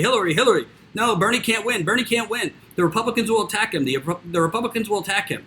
They're going to make socialism a bad thing. He's going to fall. He'll get demolished. Nonetheless, every poll showed him winning. There's all of their heads in the sand. Great graphics, by the way, from our graphic guy, Colin Tooley, who also does the editing of these live streams. So say hi and thanks to Colin. So we're just ignoring it. Bernie Sanders does best among young people. Bernie Sanders does best among working class without a college degree. Trump's base. Bernie Sanders doing well among African Americans, doing well among Latinos, beating Donald Trump in almost every single head-to-head poll. Actually, every head-to-head poll nationally. So, of course, Bernie can't win. Socialism, they won't, the country can't handle socialism. They just can't. We're not going to show these polls with socialism on the rise. Socialism in a Gallup poll as of fall of last year, having more support than capitalism. Oh, we can't tell the audience that. Tyranny, socialism, Soviet Union, communism. I mean, it's just, they're willing to lose. They are willing to lose. And by the way, a fun fact that I don't hear any of these MSNBC, CNN, New York Times, Washington Post mentioning this. This is a list for Morning Consult, so it's Politico Morning Consult, of the most popular and unpopular senators. So Angus King, independent from Maine, narrowly is ahead of Bernie. They're both at 62% favorability. Bernie at 32% unfavorable, King 28%. So really, they're tied, basically. So Bernie is one or two most popular senator in the country. I never hear this, but Elizabeth Warren, she's up there as most unpopular. You got Turkey Neck Mitch McConnell underwater there, 36% favorable, 50% unfavorable. Susan Collins, who voted for Brett Kavanaugh, 48% unfavorable, 45%. Corrupt Bob Menendez, 34% favorability, 42% unfavorable. Joe Manchin, another corrupt fake Democrat, 45% favorable, 42%. I mean, Warren, in her own state, 8 points. She's less than half favorable. So you mean to tell me this is who's going to defeat Donald Trump? Somebody that doesn't even have half favorability of her state? She doesn't reach the 50% mark in her own state that she represents. Did you see that on MSNBC? Did you see that in the New York Times? Did you see it? I mean, they're all propping up. Oh, Elizabeth Warren has a plan. Elizabeth Warren has a plan. Elizabeth Warren has a plan. Well, apparently, the state of Massachusetts, which my aunt lives in Massachusetts, my uncle lives in Massachusetts, big fan of Massachusetts, love New England. Apparently, I'm not saying like she's hated because she is more favorable than unfavorable, but how is Elizabeth Warren going to beat Donald Trump if she's only 8 points up, favorable to unfavorable, not in America, in Massachusetts? I mean, when you're next to Joe Manchin, when you're close to Joe Manchin, that's not good. Hey, if you're in the live chat, let me know if you live in Massachusetts.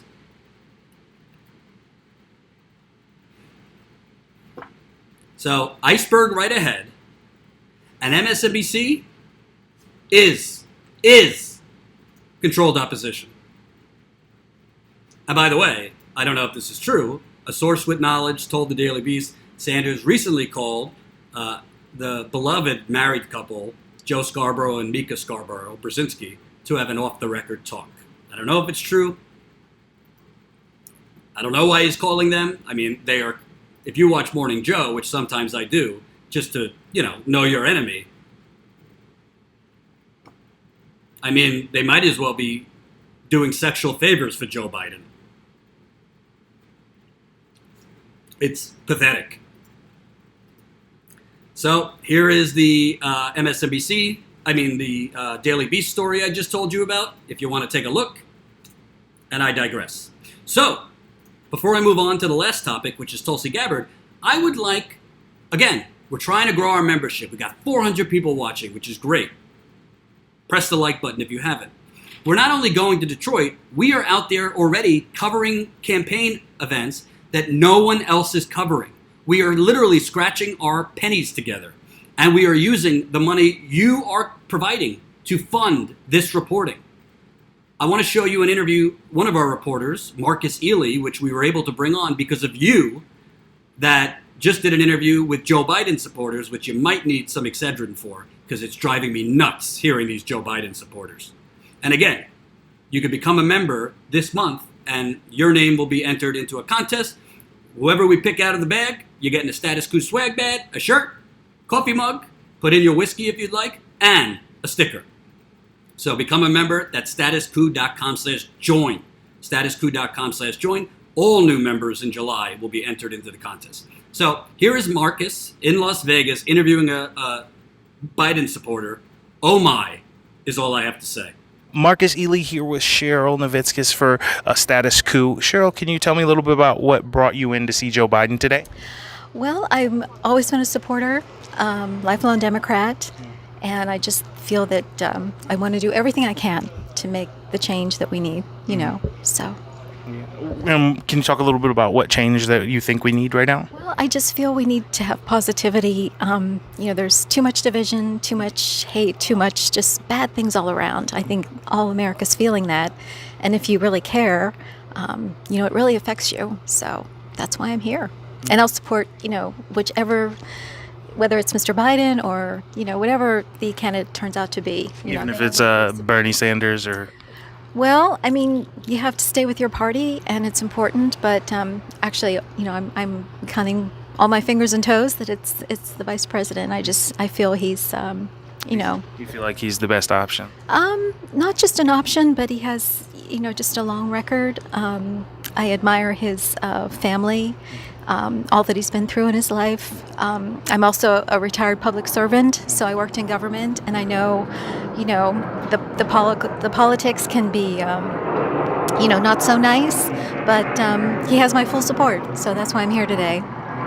All right. So can you talk about what specific policies of the vice president's that you really like? Well, my father, who's 85, lives with me, and Medicare is important. Health care is very important. I think the issues on, the spending and the deficit, I just think he might have a better control over what happens in the future. Again, his lifelong record of the crime bills and all the different things, his support as vice president to President Obama.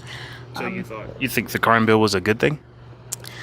Well, again, at the time, times have changed. Mm-hmm. So I think he's understanding that, you have to sort of adjust, versus how it was many years ago. I think he's finding that out. But, we have a lot of good candidates, but I the issues mostly are her health care, the huge deficit, the things that are, going to carry forward in the future, long after we're gone. Mm-hmm. Maybe for you, but long after I'm gone. So, education and our state in particular, I just hope we stay strong and democratic and, with our new governor and kind of go from there. So. Okay. All right. So I just want to make sure I clarify. So you do or don't think the crime bill was a good thing? I guess I have to say I haven't done enough research on, whether I feel one way or the other. Mm-hmm. I'm just kind of starting to really dig into the issues. Again, that's why I'm here today, to try to, really, I follow it very closely, but I just feel we need to really defeat President Trump, on all levels. So. Okay. Yeah, defeating Trump is going to be hard for anybody, no matter who is going to be his opponent. There is one candidate that has been beating him in every poll since 2016, excluding polls in only red states. But nationally, every poll, Bernie Sanders has been beating him in every poll since 2016. So if you're worried about getting Trump out, do you think that Bernie Sanders would be also a good choice, considering that he's proven in every poll since 2016, since 2015, really, to be beating President Trump? Well, I feel 2016 was a different time with a different opponent that he was against or, versing. So we'll kind of see how things go. I think he's running on the same sort of platform and policies. So I don't know how that's going to translate, to the time we have now and the situation we have now. I think it translated to where everybody's copying his policies. Like Medicare for all is the litmus test. He was talking about that in 2016. College student debt, he says get rid of it all. Everybody has some kind of plan to do something with student debt. And kind of a supporter of him, or you think he's would be a good choice? I do have my viewpoint, and my viewpoint is progressive. I am an actual Marxist, but at the same time, like, Bernie Sanders to me is a post office socialist. The stuff that I want, not going to happen in my lifetime. Maybe in my kid's lifetime, but worker-owned means of production isn't happening in my lifetime. So, like, yeah, give me Sanders. I'll take Warren if you're gonna give her to me. But like, I'm a journalist, so like that doesn't. If Bernie Sanders came out and stole money, and proof was that, I'd be the second one to report it. My boss is a little quicker at this than me, but I'd definitely be one of the first ones to report it. I think we have to unify, period, and just rally around whoever it is.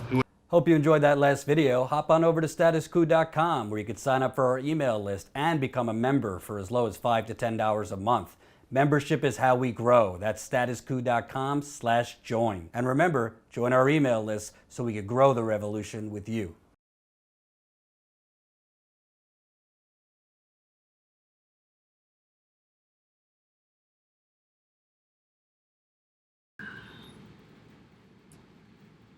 Oh boy. That lady is very lucky that was Marcus talking to her.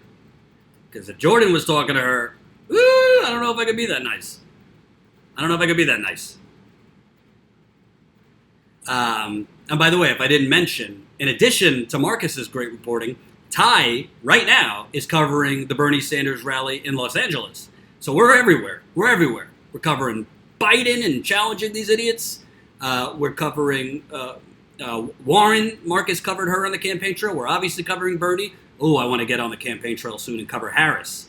I can only do it as far as you take me. Statusquo.com/join. And Ty is coming back with me from Detroit. Ty is moving full-time from Los Angeles to New York next week. So we're going to be able to cover so many more stories now that he's in New York instead of across the country. So that's another reason. Statusquo.com/join. Am I being too subtle? So I think the key phrase in that interview, and good job, Marcus, a little too nice, but we'll talk. Oh, I haven't done the research. I mean, that's pretty much could sum up all of the Biden supporters. Is this lady why I'm on antidepressants? Part of it. Whatever. This is the problem in the United Corporations of America, because you have people that if you talk to them, they're not like bad people. They're not like, you don't look at them and be like, oh, these people are horrible people and like wouldn't give me any water if I was dying in the desert. But their ignorance, their uninformed minds, their privilege drives them to vote for people that are voting against that are making decisions against the 99% interest, like Joe Biden. Curious one. I really like that Marcus is diplomatic in his interviews. Being aggressive or combative would make people clam up. I agree.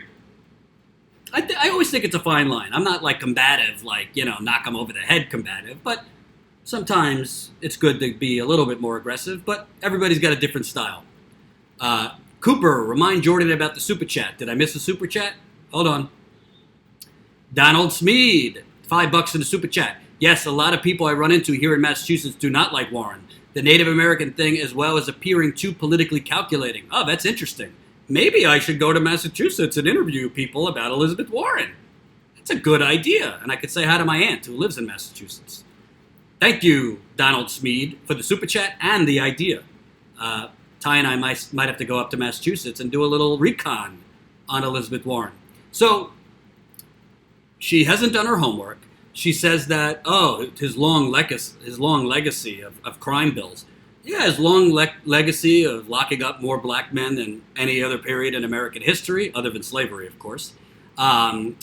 His long record of 3 strikes and you're out, where black men are, in jail for the rest of their lives for nonviolent crime.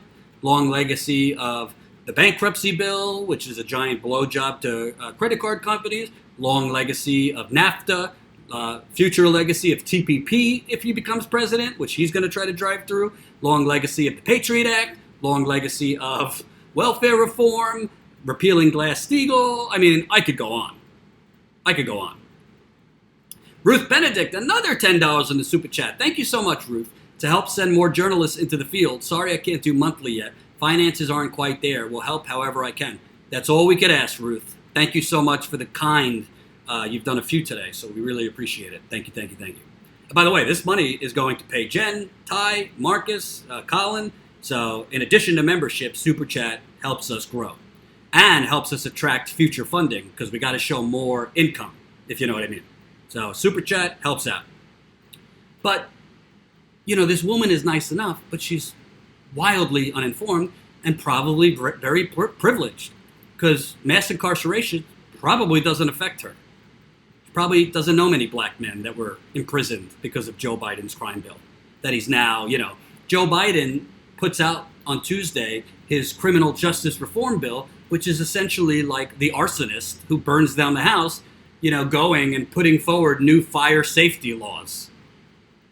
I don't want to hear from this person on criminal justice reform because he is literally proposing things to unravel the very laws and policies he put forth. Remember him in the early 90s? I don't want him near my mother. Well, who were you talking about? Jordan, if you said all that to her, her eyes would just glaze over, not researching. True. But this is what happens. You know how many times I respectfully confronted a Clinton supporter on the campaign trail to the point I got them to say, oh, I didn't think about that. Oh, I didn't know that. This is why we're out in the field, to wake people up. Because the more times we get that on camera, where we get people showing the misinformation, showing how uninformed people, showing how people basically don't care if they're uninformed. This helps. It's a domino effect. It wakes more people up that are watching that might not know the facts.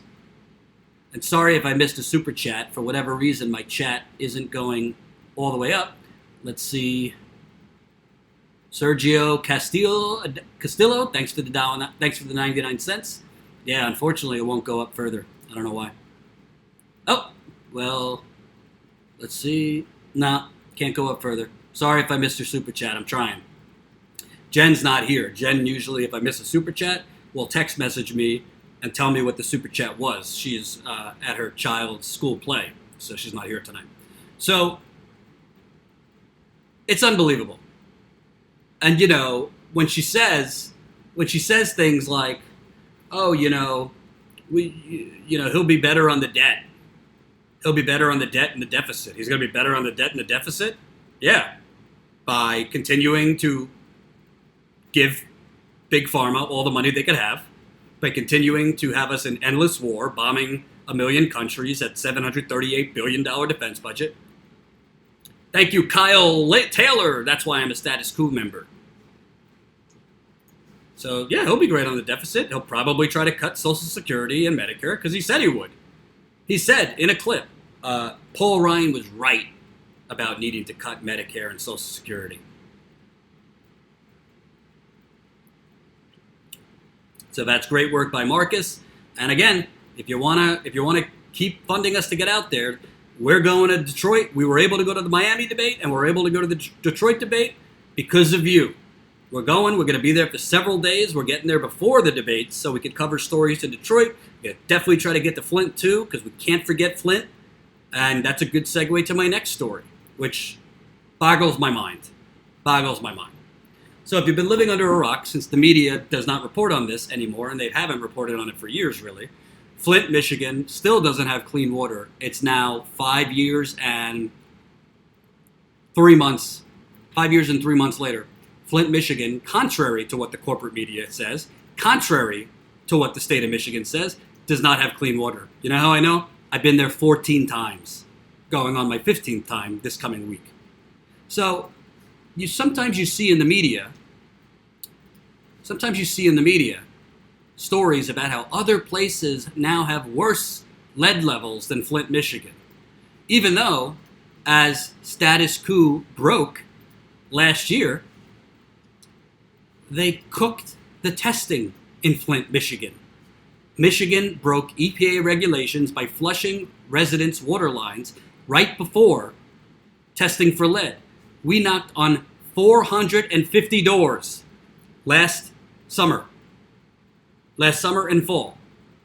Jen and I knocked on 450 doors because we had sources telling us that the state of Michigan's Department of Environmental Quality, Department of Environmental Quality cheated on the water testing. They were flushing residents' water lines right before taking lead and copper samples, which is illegal.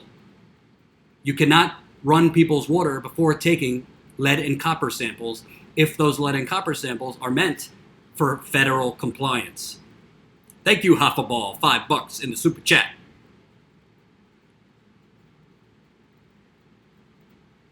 So, we have stories like this. A water crisis outside New York City has surpassed Flint, according to a pediatrician who helped uncover the Flint disaster. If you turn on the tap in Newark, New Jersey, the water may seem normal, but state records from the last 2 years indicate that it could contain elevated levels of lead, a metal that's harmful to human health even in trace amounts. We don't see lead in water, said Mona Hanna-Attisha, a pediatrician and professor at Michigan State University. It's clear, it's colorless, it's odorless, it's tasteless. If anyone is familiar with the properties of lead, it's Hanna-Attisha. In 2015, she helped blow the lid off the Flint drinking water crisis by revealing an uptick in blood lead levels among Flint children. The data she released wasn't peer-reviewed at the time, so Hanna-Attisha risked her career by making it public. But by then, the issue had become a matter of conscience. Children exposed to lead can suffer permanent brain damage, which often results in learning disabilities and increased violent behavior. In adults, chronic exposure to low lead levels of lead can cause nausea. For about a year and a half, the crisis was ongoing, and I was telling my patients that everything was okay.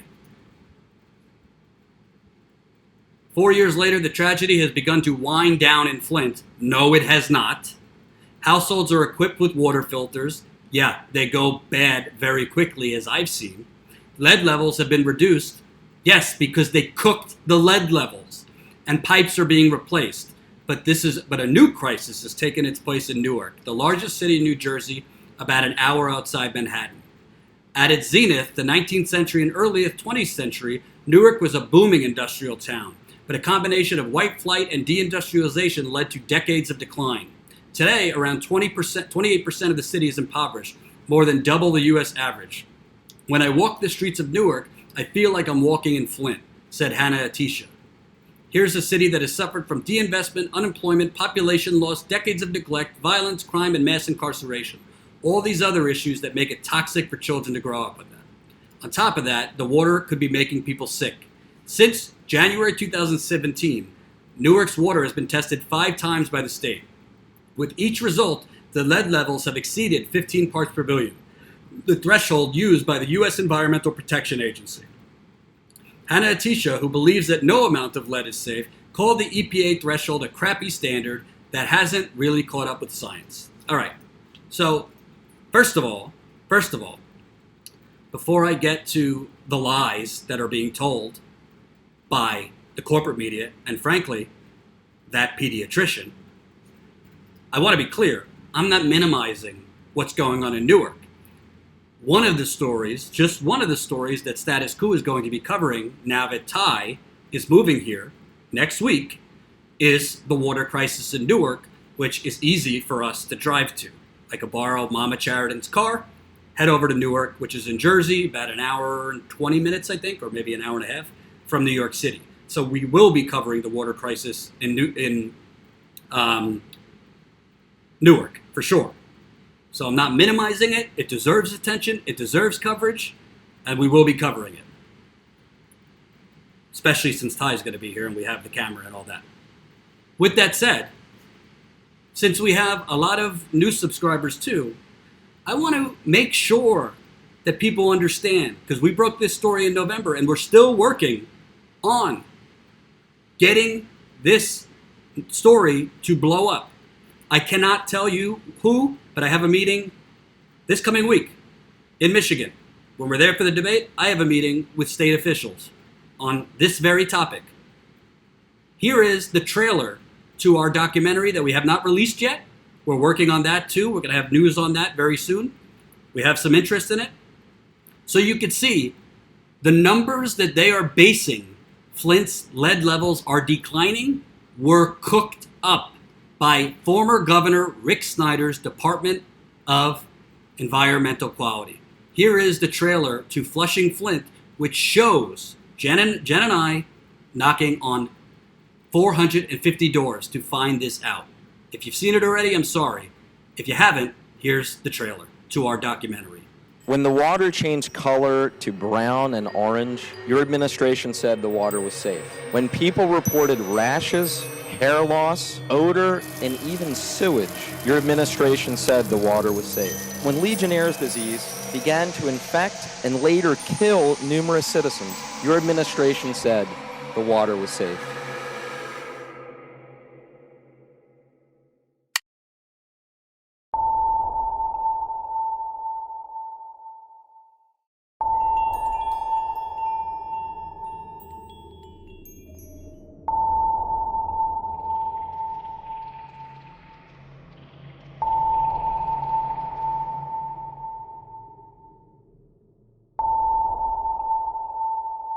I'm a journalist. I'm just asking residents on this block if the state ever came to test your water.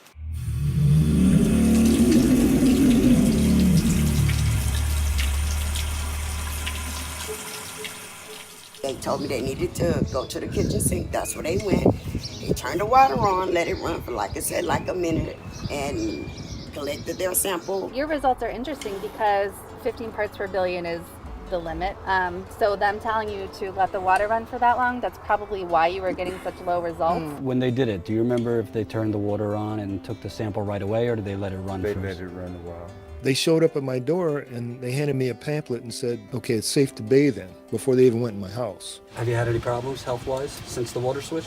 Itching, breaking down, stuff like that. My teeth, yeah, so.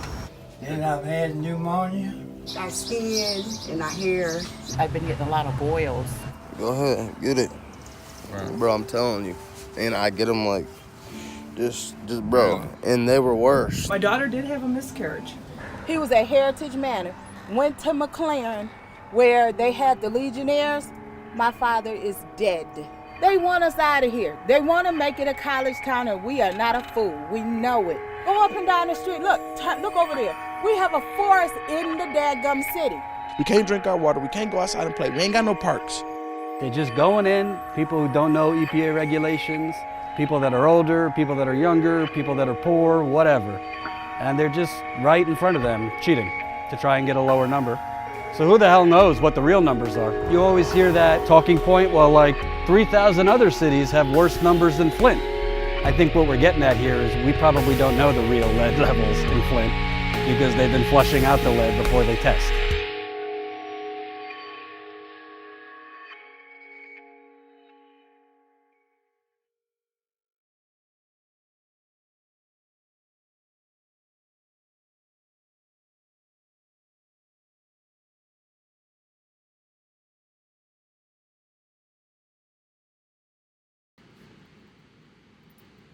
So that was the trailer to this documentary. I can't get into detail, but we do have interest now.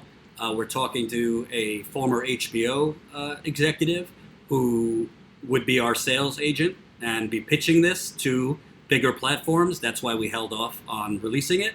So we're hopefully about to sign with this person and start pitching it. So why I showed you that, this is one of the biggest environmental cover-ups in American history. That's why Erin Brockovich is quoted in the story. And I'm putting it in the super chat. If you don't know the story, with the link I just put in there, That's the coverage of the story. The link to the original story is in that. This is not improving. It's a lie. This is what the corporate media likes to pretend. So I'm not saying Newark isn't a problem. I'm going to go cover it. I'm not saying, and there's a lot of other water problems around the country. But the reason I've always covered Flint, and I will continue covering Flint, is because if you take the cameras away from Flint, if you let the lies about the lead levels are better, and by the way, it's not just lead. They have bacteria issues in the water. They got cancer-causing chemicals in the water too. If you let the lies stand, the corporate media just feeding this bullshit, if you let the lies stand that the state of Michigan put out there, because they went, as we just showed you, they were going into residents' homes and cheating on the testing, then this gets normalized and any other city could poison their people with no accountability. So that's why I continue covering it, and that's why I won't stop covering it. Some people say, Jordan, why don't you go cover other things? Well, I'm not an octopus. I can't be everywhere all the time. That's why you should become a Status Quo member, because we want to hire other reporters so we could cover multiple things out in the field. That's the goal. The goal is to make this the preeminent, independent media network on planet Earth. Everyone, the pundits could sit inside a studio and eat cake and talk about who's up and who's down. Status Quo is going to be out with the people now and in the future. But we could only go as far as you take us. statusquo.com/join. That documentary could not have been made if we weren't funded to be there for weeks knocking on doors. We did old school journalism, and there's a lot more where that came from. statusquo.com/join. So I want to show you another video. This is from the 5-year anniversary where Status Quo was the only national media on the ground in April. Does this look, watch this and tell me if, according to the pediatrician in that story, oh, the lead levels are getting better in Flint, and the crisis is, almost over. Let me know what you think after watching this about the crisis being almost over. This was in April, so two and a half months ago.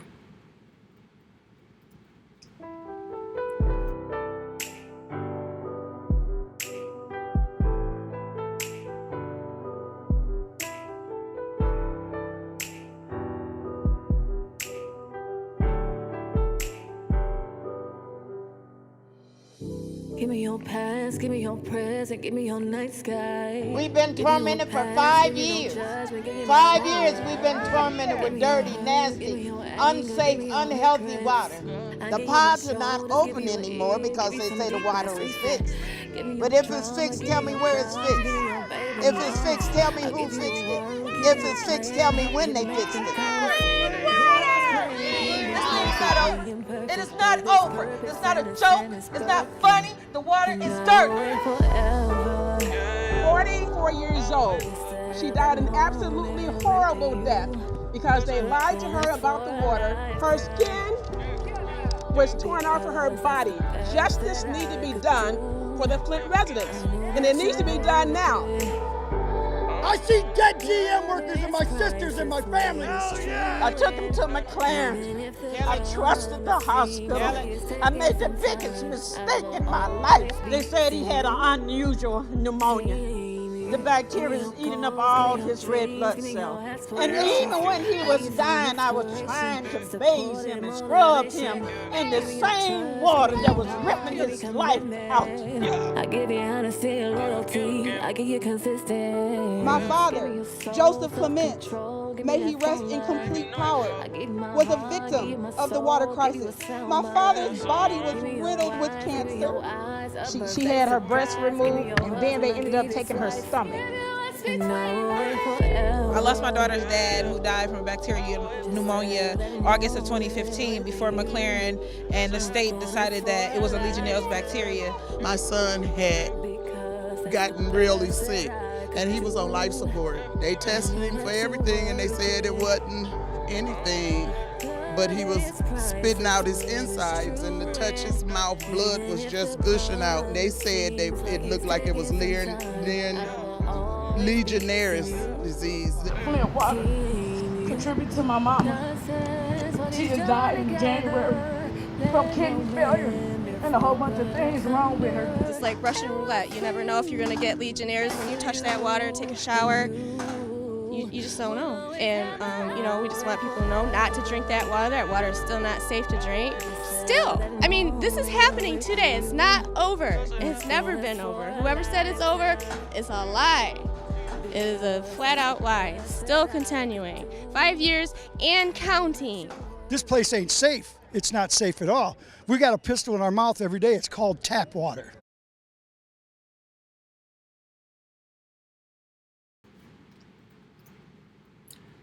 Great work on that video by Ty, who was with me in Flint. That was just 3 months ago. They're still getting rashes. They're still losing hair. I talk to people all the time in Flint that go in their shower and feel like they're going to faint from the shower water. And you have a pediatrician who is credited in the media with popping the lid on the Flint water crisis. Great. Credit to you, Dr. Mona. This pediatrician, by the way, sorry, I got to call her out. Jen and I reached out to her multiple times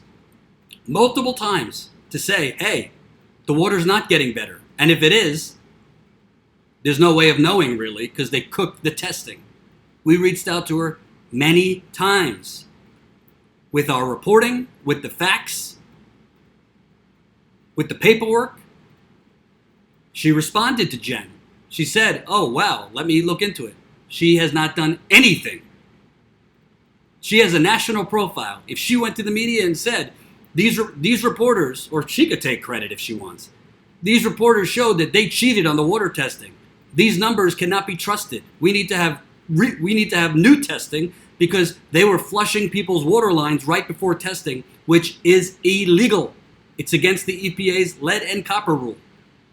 So she knows what we found. She responded to Jen. She said, oh, let me send it to someone else. Did nothing. Yes, she's with Hurley Hospital.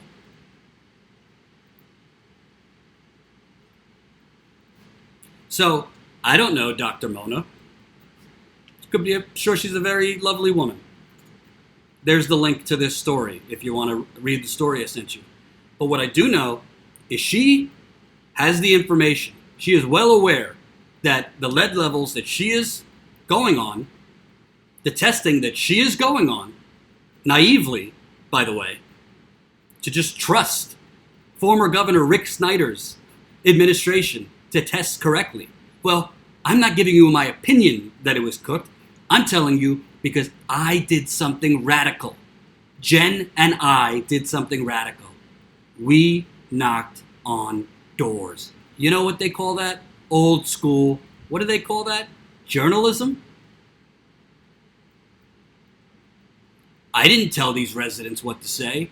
They told me when I asked them, hey, did they let the water run first or did they take the sample right away? Oh, they let the water run. For how long? 5 minutes.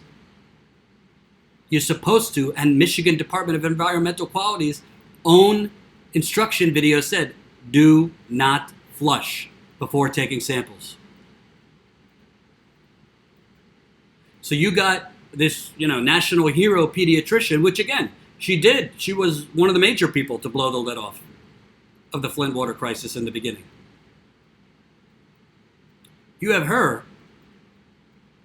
pushing this bullshit narrative that the water crisis is almost over and that the people are, the water is better. Well, if the water is better, why 1 year ago, when we knocked on these doors, by the way, when we knocked on these doors 1 year ago, it was 2 months after Governor Snyder declared the water is back to normal. So they were declaring it a year ago the water is fine. Why is it that I met 1-year-old babies who had just moved into a home in Flint and had white blisters all over their arms and legs and earlobes? You'll see that in the documentary. Why is it that I met people with active rashes, not like scars from old rashes, active rashes from the water? Why is it that I met people that are literally losing hair today when they shower? And the water's fine? Shame on you, Dr. Mona. You have the information in your email box. We sent it to you, you responded, and you haven't done anything. I understand you wrote a book, and you were on The View, and I'm glad if you sold many copies of that book. You deserve it. But if you have information, even if there's a small chance that the testing is not credible, and I'm telling you there's a 100% chance that the testing wasn't credible because we knocked on the doors. We have paperwork to prove it. You know what the state of Michigan, Governor Snyder, and the Department of Environmental Quality said in response to what we found? They couldn't deny it. They couldn't debunk it. You know what their response was? The residents are confused. The residents are confused as to the type of testing that went on in their home. The residents are confused as to who came into their home. And you know, while I'm at it, I got to keep it real. We submitted the film to Michael Moore's film festival. Hopefully he looks at it. Where is Michael Moore? I see that he's tweeting about Mueller and Trump. That's great. But why isn't Michael Moore still on this? You know how many times I've sent to Michael Moore and his people our work and this story? Nothing. I'm not doing this for my health. I'm not doing this for my ego. I was willing to just hand it to Michael Moore. Here's the documentary. Stick your name on it. This isn't about myself. It's not about Jen. It's not about status quo. It's about the children that are still drinking potentially highly contaminated water. Erin Brockovich is quoted in our story, in the original story, as saying, this is a crime. Again, putting it right in there. It is a crime to falsify a federal regulatory water compliance test. It is a crime.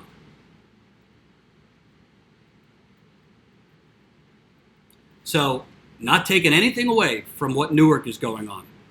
It's not a competition. The water is contaminated in many places all over the country.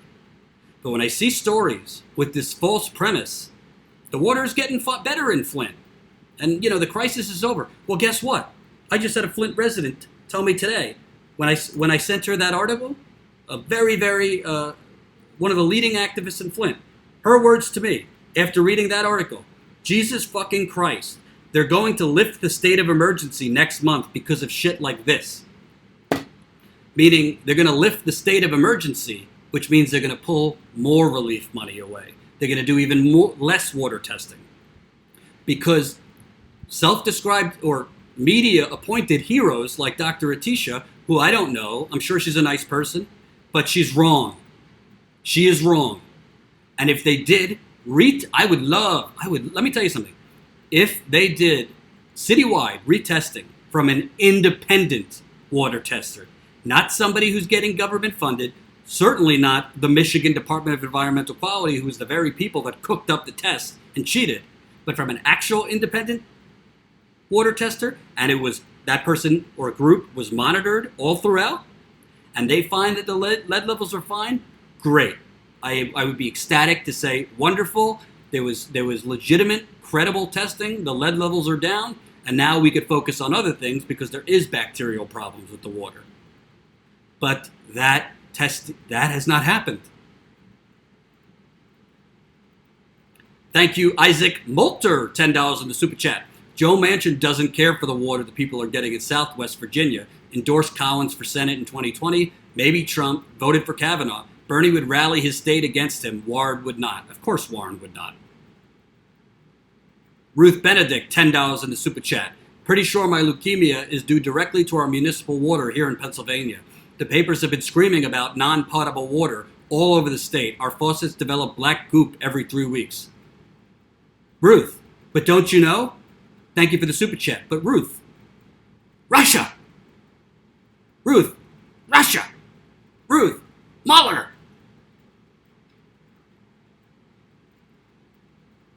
So status quo is going to stay on it. Status quo is not going to leave and desert the people of Flint. As long as there's air in my lungs, we will not stop covering this because it is a crisis. It has never not been a crisis. And unfortunately, you have people like Rachel Maddow. You have people like Rachel Maddow who drop in for 5 minutes. They cover it in the beginning. Credit to her. She covered it in the beginning and helped get exposure. And then she goes on a freaking Looney Tunes insanity for the next 3.5 years. Russia is going to, hack our electrical grid during the polar vortex and all this. And she just deserts the people of Flint. Do you know how many producers and researchers Rachel Maddow has on her team? The resources of a Rachel Maddow.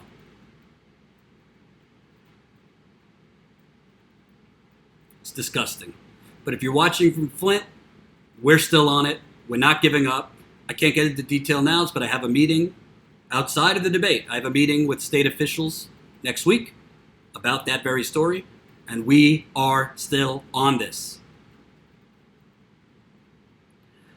That's it for today, folks. Thank you for watching. As a reminder, you can contribute to our GoFundMe 24/7 hours a day. If you don't mind leaving a couple bucks, it would really help us as we head to Detroit.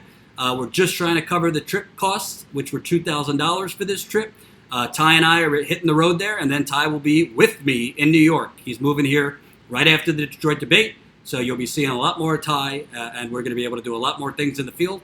And if you have $5 to $10 a month, I ask you, I plead with you, I'll even beg you. statuscoup.com/join for a cup of coffee or a sandwich or something more annually, $179 annually. You could help us keep doing this. Because as I end, remember, most people are not lacking compassion in this country. Most people have no fucking idea what is going on. Peace out.